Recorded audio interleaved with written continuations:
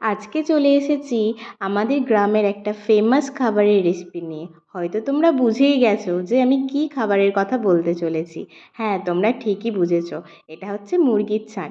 হয়তো কেউ কেউ পছন্দ করো, আবার হয়তো কেউ কেউ পছন্দ করো না। শহরের লোক কতটা কি পছন্দ করে আমি বলতে পারবো না, তবে গ্রামের লোকেরা কিন্তু খুবই পছন্দ করে।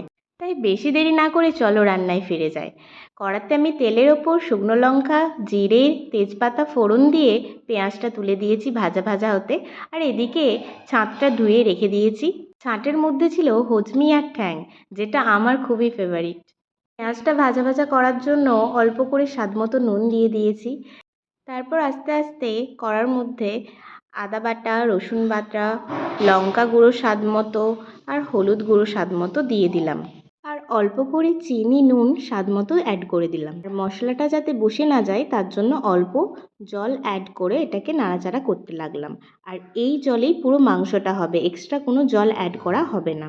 আমি মশলার সাথে প্রথমে কাঁচা লঙ্কা আর টমেটো দিতে ভুলে গিয়েছিলাম, তাই ওটা পরে আমি অ্যাড করে দিলাম। মশলাটা ভাজা ভাজা হয়ে আসলে তারপর জলটা অ্যাড করে দিলাম। আর দেখো তেলটা কিছুটা ছাড়তে লেগেছে, দেখেই মনে হচ্ছে কতটা স্পাইসি খেতে হবে। আমাদের গ্রামে এই ছাঁটের চাহিদা এতটাই বেশি যে মুরগির সলিড মাংসের তুলনায় এই ছাঁটই বেশি বিক্রি হয়।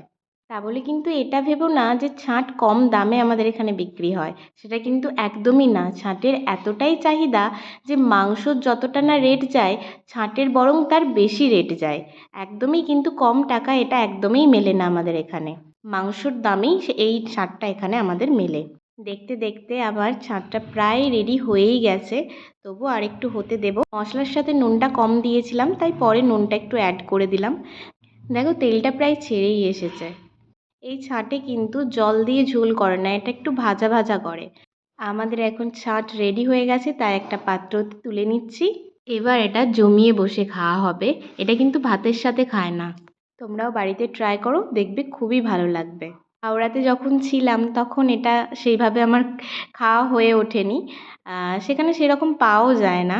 কিন্তু গ্রামে এসেছি যখন, এটা না খেলে চলে নাকি? সেই জন্যই বাড়িতে নিয়ে এসে একবার ট্রাই করে ফেললাম।